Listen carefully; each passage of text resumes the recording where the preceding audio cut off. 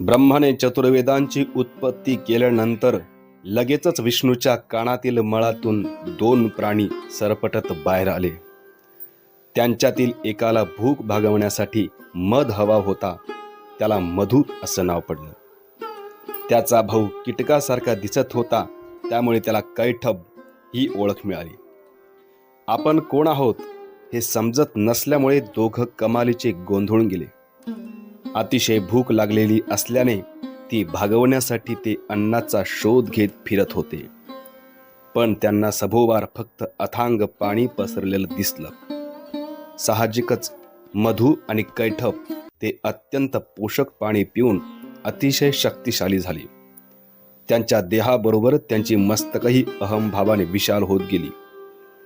परिणामी या अखिल जागेचे आपणच मालक आहोत अशा आत्मविश्वासाने भारलेले दोघं विश्वभ्रमणाला निघाले. भटकत असताना त्यांना कमळामध्ये आसनस्थ झालेला ब्रह्मा दिसला. दोघा भावांनी लगेचच निर्मात्यावर आक्रमक प्रश्नांचा भाडीमार केला. तू कोण आहेस? केवळ महान व्यक्तींसाठी असलेल्या पद्मासनावर बसण्याची तुझी हिंमत कशी झाली? त्यांनी गर्जना केली. परंतु ब्रह्मा काहीच उत्तरला नाही. त्यामुळे दोघांचा पारा अधिकच चढला. एक तर तू खाली उतर आणि आमचं सार्वभौमत्व मान्य कर, अथवा आमच्याशी लढून स्वतःचं वर्चस्व सिद्ध कर, त्यांनी पुन्हा गर्जना केली. निर्मात्याने त्यांची मागणी अमान्य केल्यानंतर मधु आणि कैठब कमळाचा देठ गदागदा हलवायला लागले. बिचाऱ्या ब्रह्माने कमळाच्या पाकळ्या घट्ट पकडून ठेवल्यामुळे तो स्वतः पडला नाही, पण वेद मात्र त्याच्या हातातून निसटून खाली पडले. पाकळ्यामधील फटीमधून वेद एकामागून एक पाण्यात गेले. दोघा भावांनी वेद पाण्याखाली लपवले आणि ब्रह्माने आजवर निर्मिलेल्या सर्व गोष्टींचा विनाश करू अशा धमक्या ते द्यायला लागले. हे ऐकून घाबरलेल्या निर्मात्याने मदतीसाठी विष्णूकडे धाव घेतली. हे विश्वाच्या रक्षणकर्त्या, मी तुझ्याकडे मदतीची याचना करतो. तुझ्या मळातून जन्मलेल्या प्राणांपुढेही मी निर्बळ आहे. माझ्या सुरक्षेची हमी दिली नाहीस तर माझ्यावर सोपवलेली निर्मितीची जबाबदारी मी कशी पार पडणार? दोन्ही टोकं कधीही एकत्र जुळणारच नसतील तर वर्तुळ का निर्माण करायचं? हे प्रभो, ऐकताय ना? माझी याचना आपल्या कानी पडते आहे ना? दुर्दैवाने एव्हाना रक्षणकर्ता योगनिद्रेत गेले होते. जागृत आणि निद्रेस्त यामधील अवस्थेमध्ये बाहेरच्या जगाचं भान उरत नाही. ब्रह्मा जोरजोरात किंचाळत होता, पण विष्णूपर्यंत त्याचा आवाज पोहोचत नव्हता. इकडे मधु आणि कैठब खदखदून हसायला लागले, मात्र विष्णूला काहीच ऐकू जात नव्हतं. अखेर निर्मात्याने निरुपयाने निद्रेला विनंती केली, हे निद्रे, तुझ्या अंमलामुळे नारायण झोपी गेला आहे. त्याला तुझ्या प्रभावामधून बाहेर काढ. या दोन्ही भावांनी ताळतंत्र सोडले आहे. त्यांना सभोवतालच्या गोष्टींची एवढी भुरळ पडली आहे की त्या मिळवण्यासाठी ते कोणत्याही थराला जातील. त्यांचा विनाश करण्यासाठी नारायणाला जाग येऊ दे. हे निद्रे, त्याला तुझ्या प्रभावातून मुक्त कर. निद्रेने ब्रह्माच्या विनंतीला मान दिला. तोच रक्षणकर्त्याने नेत्रकमल उघडले. ब्रह्माची बिकट परिस्थिती पाहून त्याच्या लक्षात आलं की आपण निर्माण केलेलं विश्व संकटात आहे.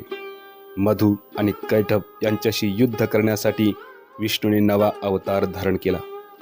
अश्व, हयग्रीव म्हणजे अश्वाचं मस्तक असलेला. विष्णूचं त्या दोघा भावांबरोबर घनघोर युद्ध सुरू झालं, पण त्यांना ठार मारणं त्याला जड झालं. लढताना एक भाऊ दमला की दुसरा त्याची जागा घेई. अशी 5000 वर्ष गेली. रक्षणकर्ता अत्यंत दमून गेला. आता शक्तीपेक्षा बुद्धीचा वापर करायला हवा, तरच या दोन प्राण्यांचा विनाश करता येईल, हे त्याला समजून चुकलं. अखेर आपल्या हातातील गदा खाली ठेवून विष्णूने हात जोडले आणि कमालीच्या विनम्र स्वरात तो म्हणाला, वाह वाह, आपल्या युद्ध कौशल्यापुढे मी नतमस्तक झालो आहे. तुम्ही दोघं खरोखरच अतुलनीय आहात, अजिंक्य योद्धे आहेत.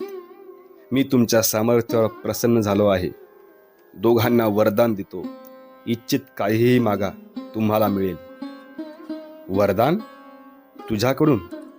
मधु आणि कैठब कुचेष्टेने म्हणाले. आमच्या समोर भीतीने थरथरत उभा असलेला एक दुर्बल आम्हाला वर देणार? भयामुळे ज्याची निळी काया अधिकच गडद झाली आहे अशी व्यक्ती? आम्ही विजयी झालो आहोत आणि विजेते वरदानाची भिक्षा मागत नाही, तेच वर देतात. तूच काहीही माग. काहीही? हो, काहीही. विष्णू याच क्षणाची वाट पाहत होता. हवा तो संकेत मिळाला. विष्णूच्या चेहऱ्यावर स्मित हास्य पसरलं. तुम्हा दोघांना मी ठार मारीन असा वर मला द्या. शांतता. विष्णूने रचलेल्या सापळ्यात आपण बरोबर अडकलो हे दोघांना समजून चुकलं. पण एकदा शब्द देऊन चुकले होते. आता माघार घेणं शक्य नव्हतं. मृत्यूसमोर उभा ठाकलेला पाहून त्यांनी जगण्यासाठी अखेरचा प्रयत्न केलाच. सभोवार पसरलेला अथांग जलसागर पाहून मधू आणि कैठब यांना कल्पना सुचली.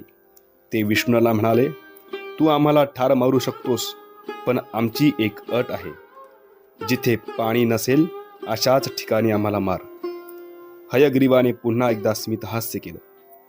दोन्ही बाहू फैलावून त्याने आपला आकार वाढवायला सुरुवात केली. अधिकाधिक विशाल. अखेर त्याचा आकार इतका अजस्र झाला की त्या दोघांना त्याचा चेहरा दिसेनासा झाला. महाकाय विष्णू निळ्या पर्वतासारखा दिसत होता. निळ्या आकाशात तो मिसळून गेला. मधू आणि कैठब यांना आपल्या दोन मांड्यावर ठेवून विष्णूने दोघांचा शिरच्छेद केला. त्याच्या कानातून जन्मलेल्या दोघांचा अंत त्याच्याच मांडीवर झाला. विष्णूने मधूला ठार केलं म्हणून त्याला मधुसूदन हे नाव मिळालं. मी नवनिर्मिती करत राहीन, तसतशा नवनवीन विध्वंसक शक्ती उत्पन्न होत राहतील. हे नारायणा, तू सदैव त्यांचा विनाश करून आमचं रक्षण कर. रक्षणकर्ता उत्तरला, मी काहीच केलं नाही. बहुधा माझ्या माध्यमातून ब्रह्मांडानेच स्वतःचं रक्षण केलं असावं. विष्णूने पाण्यात पडलेले वेद उचलून घेतले. नंतर दोन्ही भावांच्या मृतदेहांवरील मेद बाजूला काढून ब्रह्माला सूचना दिली, या मेदांपासून पृथ्वीवर जमीन निर्माण कर. मेदातून निर्माण झाली म्हणून पृथ्वीला मेदिनी हे नाव मिळेल. तसंच तिच्यावरील माती खाण्यासाठी अयोग्य असेल असंही विष्णूने सांगितलं. मृतदेहाचे उर्वरित अवयव प्रत्येकी 6 भागात विभागले गेले. हे पृथ्वीवरील 12 चुंबकीय विभाग. नंतर कमलदलावर स्थानापन्न झालेल्या ब्रह्माने निर्मिती प्रक्रिया पुन्हा सुरू केली. यापुढील मार्ग शांतीपूर्ण असेल अशी आशा करणाऱ्या निर्मात्याला खऱ्या समस्या आत्ताच सुरू होणार आहेत याची काहीही कल्पना नव्हती.